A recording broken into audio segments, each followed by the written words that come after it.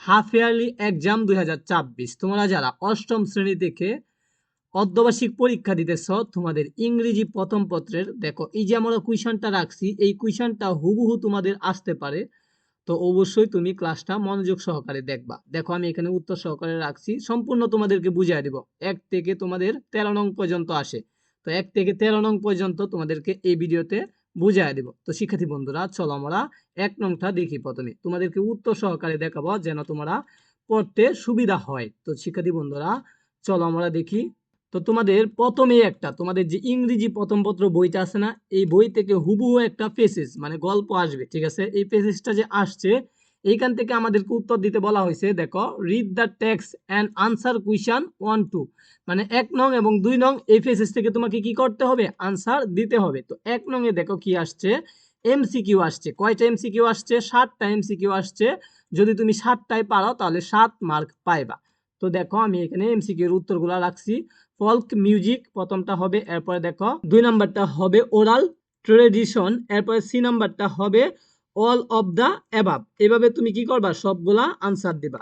তো শিক্ষার্থী বন্ধুরা 1 নং আমরা দেখলাম 7টা এমসিকিউ আসবে। তারপরে দেখো 2 নং এ তোমাদের কি আসবে, প্রশ্ন আসবে। এই যে প্রশ্ন, তোমাদের এই যে গল্পটা বা পেসেজটা আসছে না বই থেকে, এই গল্প থেকে তোমাকে কয়টা কোশ্চেন করা হবে, এই গল্প থেকে 5টা কোশ্চেন করা হবে, প্রত্যেকটার জন্য 2 মার্ক।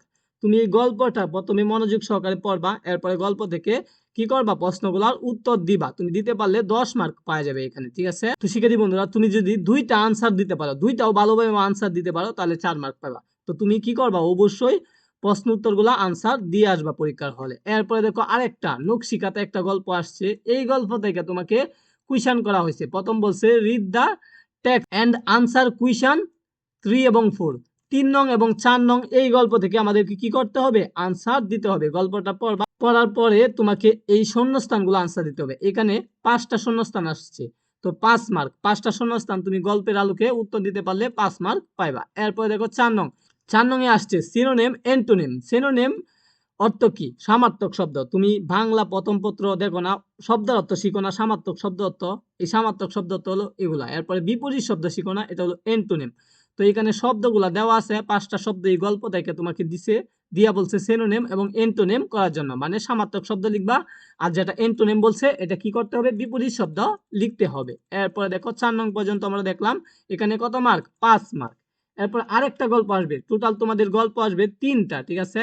3টার মধ্যে এই গল্পটা তোমাদের আসবে বইয়ের বাইরে, বই থেকে আসবে না, বইয়ের বাইরে থেকে এই গল্পটা আসবে, ঠিক আছে। এটাকে বলে আনসিন পেসেজ। এই আনসিন পেসেজ থেকে তোমাকে আনসার দিতে হবে 5 নং, 6 নং, 7 নং, 3টা নং আনসার দিতে হবে এই গল্প থেকে। তো তুমি এই গল্পটা প্রথমে পড়তে হবে, পড়লে দেখবা এই যে 5 নং একবারে ইজি, জাস্ট এইখান থেকে খুঁজে খুঁজে আইনা তুমি এখানে বসায় দিবা, ঠিক আছে। হয় আর কোথায়, ওয়াসবন কোথায় জন্মগ্রহণ করছে, তো আমরা যদি একটু দেখি এখান থেকে আমরা বের করে ফেলতে পারবো, নামটা দেখো, ঠিক আছে। তো তিনি জন্মগ্রহণ করছে কোথায়, এখানে তুমি একটু যদি দেখো ভালো করে তাহলে পাইবা। দেখো তিনি জন্মগ্রহণ করছে বাংলাদেশ, তুমি যদি বাংলাদেশ দেও তাহলে হয়ে যাবে, ঠিক আছে। এরপরে দেখো 2 নাম্বারটা, তো 2 নাম্বারটা এখানে এইখানে শূন্যস্থান, তার মানে হয়ান কখন সাল বসবে, এখানে কিন্তু তুমি সাল দিতে হবে অবশ্যই, ঠিক আছে।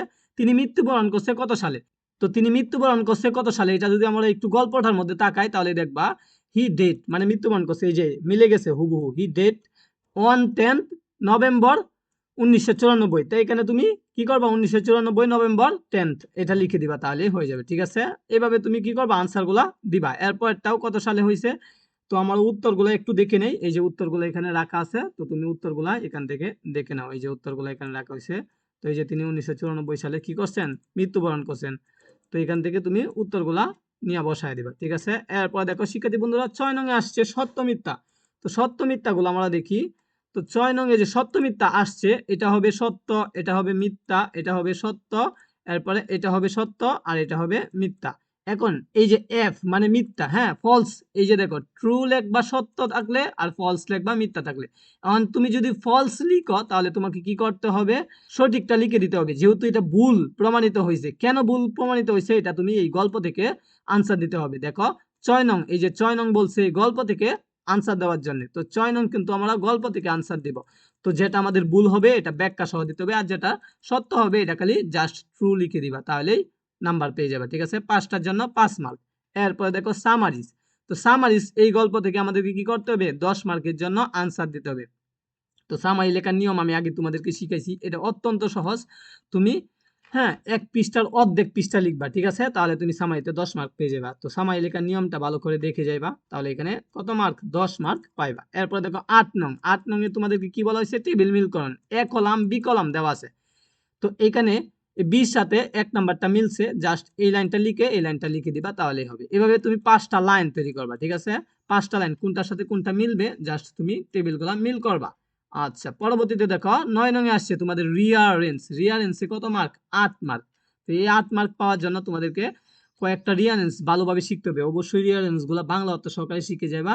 হ্যাঁ, অর্থগুলা মনে করে গেলে দেখবা পরীক্ষার হলে মনে থাকবে, আর নয়তো তুমি ভুলে যাবা। তো রিয়ারেন্সের উত্তরগুলা দেখি আমরা 8 নং এর। তো এটা হলো রিয়ারেন্স। রিয়ারেন্স তুমি এই সিস্টেমে লিখবা, প্রথমে বক্স লিখবা 1 2 3 4 5 6 7 8 লিখা এইচ নাম্বারটা যেহেতু প্রথমে হইছে সেই জন্য এইচ নাম্বারটা লিখবা, লিখে এখানে লাইনগুলা সুন্দর করে দেখে দেখে জাস্ট লিখে দিবা। তো এইভাবে তুমি কি করবা, রিয়ারেন্স আনসার দিবা। তো শিক্ষার্থী বন্ধুরা, এর পরবর্তীতে দেখি আমরা।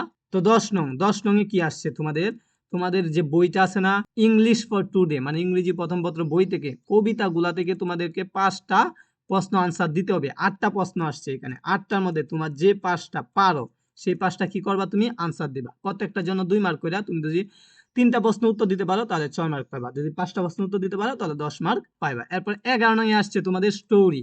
তো স্টোরি এখানে শেখ সাদি সম্পর্কে স্টোরিটা আসছে, তুমি শেখ সাদি যদি পারো প্রথমে স্টোরি নামটা দিবা, নাম দিলেই 2 মার্ক পাওয়া যাবে, ঠিক আছে, নামটা দিয়া সুন্দর করে স্টোরিটা লিখে দিবা, এখানে 10 মার্ক।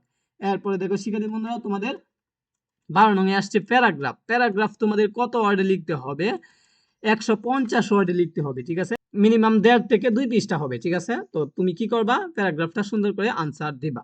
তো এরপরে দেখি আমরা 13 নং। 13 নং এ কি আসে তোমাদের, 13 নং এ আসে হলো ডায়লগ। ডায়লগ মানে কথোপকথন, তুমি এবং তোমার বন্ধু যে কথাবার্তা বলতেছো, কি সম্পর্কে ডায়লগ আসছে দেখো, ইউজিং মোবাইল ফোন, তোমরা যে ইউজ করো মোবাইল ফোন ইউজ করো এই সম্পর্কে তুমি এবং তোমার বন্ধু কথাবার্তা বলতেছো, এটাই হলো একটা ডায়লগ। তো এই ডায়লগের নিয়মও তুমি শিখে যাইতে পারো, একটা ডায়লগের নিয়ম শিখে তুমি সকল ডায়লগ আনসার দিতে পারো। এই ডায়লগটা আমি তোমাদেরকে আগের ভিডিওতে শিখাইছি, তো ডায়লগের নিয়মও শিখে যাইতে পারো। দেখো এখানে কিন্তু তোমার নাম দিলে হবে না, তোমার নাম এখানে দিয়া দিছে, দেখো ইউ আর রাফি অথবা রাফিয়া, তো তোমার নাম এটা, ঠিক আছে, এর বাইরে দিতে পারবে না, তোমার নাম হলো এটা।